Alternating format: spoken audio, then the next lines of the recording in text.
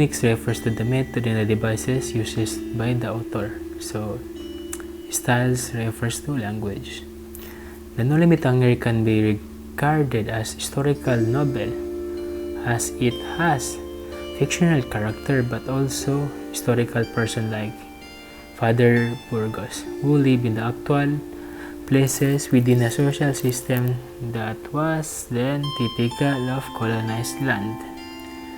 Admittedly, Rizal exaggerated a bit, as in his portrayal characters like Friars Damaso, Salve and Sibila, the two women who were preoccupied with prayers and the novenas and the espadañas, but on the whole, the novel follows the basic rules of realism.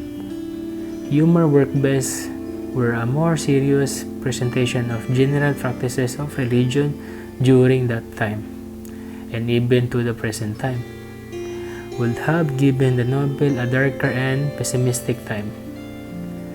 Rizal's description of the lavish fiesta showed that the comic antics at church and the ridiculous expense for one day of festivities.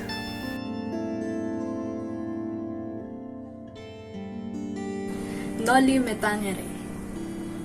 Literally translated, the Latin word Noli Me Tangere means touch me not. Taken from John chapter 20 verse 17, when Mary Magdalene holds on to Jesus and he tells her not to touch him. John chapter 20 verse 17, Jesus said to her, "Stop clinging to me, for I have not yet ascended to the Father. But be on your way to my brothers and say to them, I am ascending to my Father and to your Father, and to my God and your God." The cross symbolizes sufferings. Pomelo blossoms and laurel leaves symbolizes honor and fidelity. Silhouette of a Filipina symbolizes Maria Clara. Burning torch symbolizes rage and passion. Sunflower symbolizes enlightenment.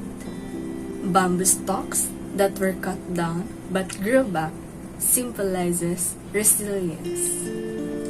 A man in a cassock with hairy feet symbolizes priests using religion in a dirty way. Chains symbolizes slavery. Whips symbolizes cruelties. Helmet of the Guardia Civil symbolizes arrogance of those in authority.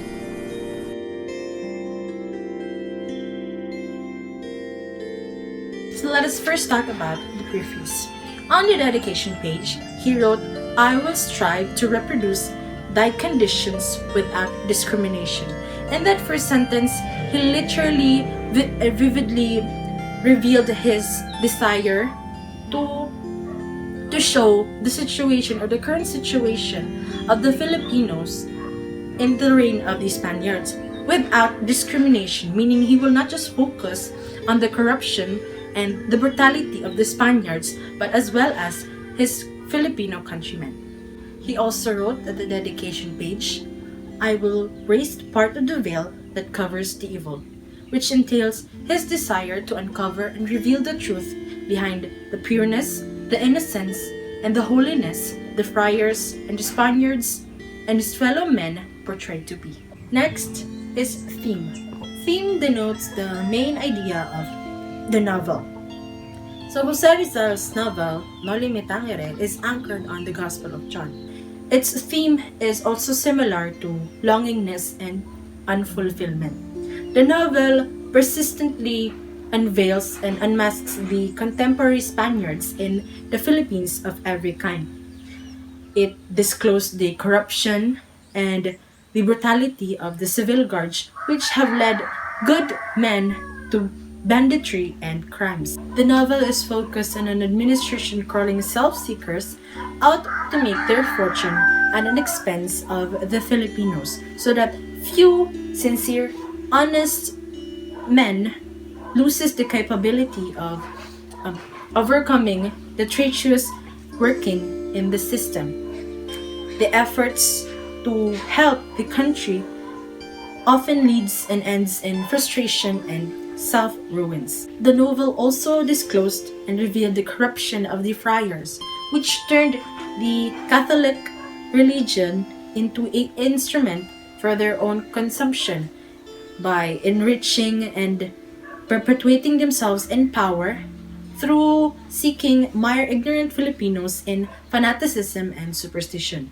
Instead of teaching true Catholicism, they used the church to control the government by opposing the progress and persecuting the officials or the ilustrados that go against them unless they become servile flatterers.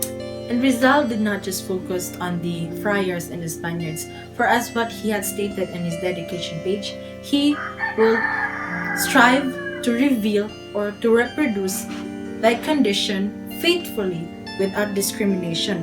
So he did not spare his fellow men. He exposed the superstition and the hypocritical fanaticism of the Filipinos, which consider themselves as religious persons. The ignorance, the corruption, and the brutality of Filipino civil guards. The passion for gambling, unchecked by the thought of duty and responsibility, and the civility of the wealthy Filipinos to the friars and the government officials. He also revealed the ridiculous efforts of Filipinos to dissociate themselves to their fellow men and to lord it over them. Yet Rizal did not just focus on the bad things.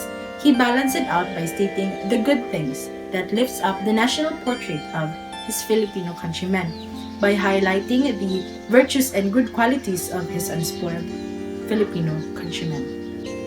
He emphasized the modesty and devotion of Filipinas, the never-ending hospitality of the Filipino family, the devotion of parents to their children, and vice versa, the children to their parents, the deep sense of gratitude, and the solid common sense of the untortured peasants. The novel calls on the Filipinos to recover his self-confidence and appreciate his own self-worth, to return to the heritage of his ancestors, and to assert himself as equal to the Spaniards. It also emphasized the importance of education, patriotism, and of absorbing the aspects of foreign cultures that would enhance the native tradition.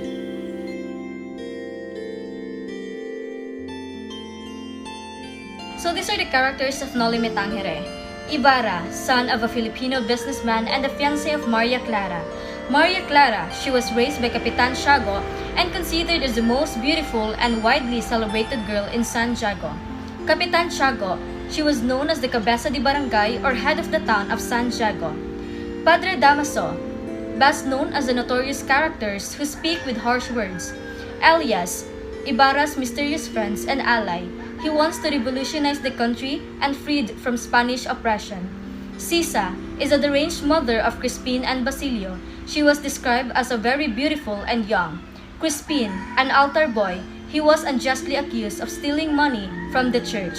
Basilio, an acolyte tasked to ring the bell during the Angelus. Don Filippo Lino, the vice mayor of the town of San Jago and the leaders of the liberals. Don Rafael Ibarra, the father of Crisostomo Ibarra, the most virtuous and generous. Doña Pia Alba, the wife of Capitan Tiago and the mother of Maria Clara. Sinang, Maria Clara's friend. Capitan Basilio, the father of Sinang and the leader of the conservatives. Pedro, the abusive husband of Sisa who loves cockfighting. Abino, a former seminarian who joins the picnic with Ibarra and Maria Clara. Capitana Maria Elena, a nationalist woman who defends Ibarra with his memory of his father.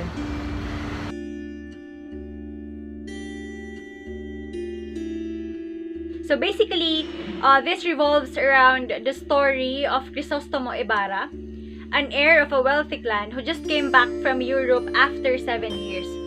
So upon coming back, with him are various ideas on how to better the lot or the lands of his fellow Filipinos. So, since he was confronted by an abusive ecclesial hierarchy, the one that is very cruel, no, he strives for reform, for reformation.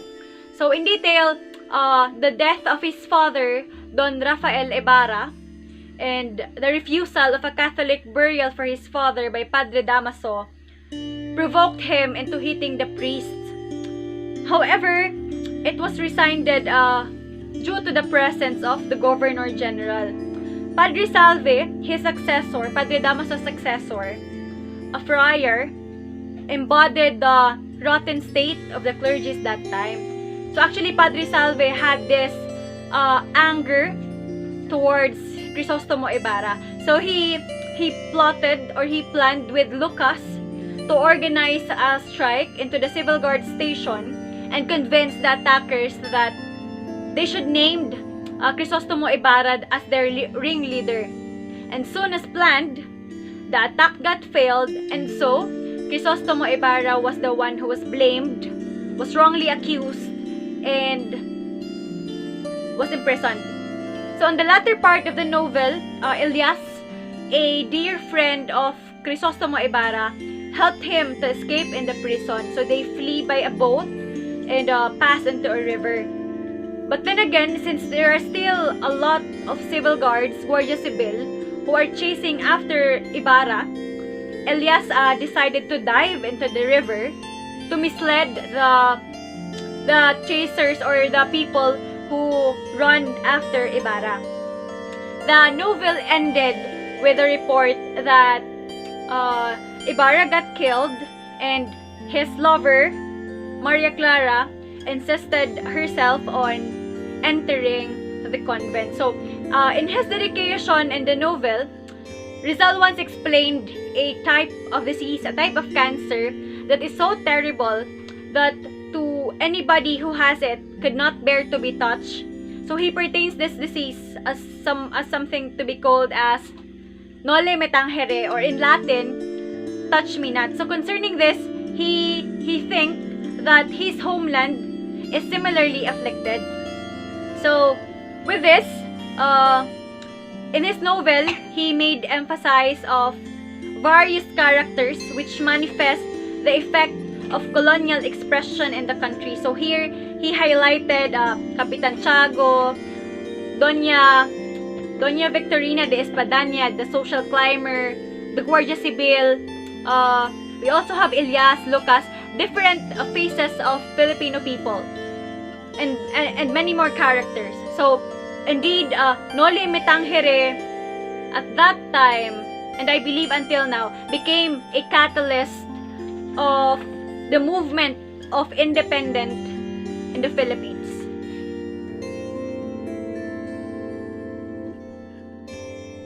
Ever since Elias was saved by Ibarra, in return to his kindness, he repeatedly helped and saved him, thus entrusting him to become his informant, and eventually they became friends.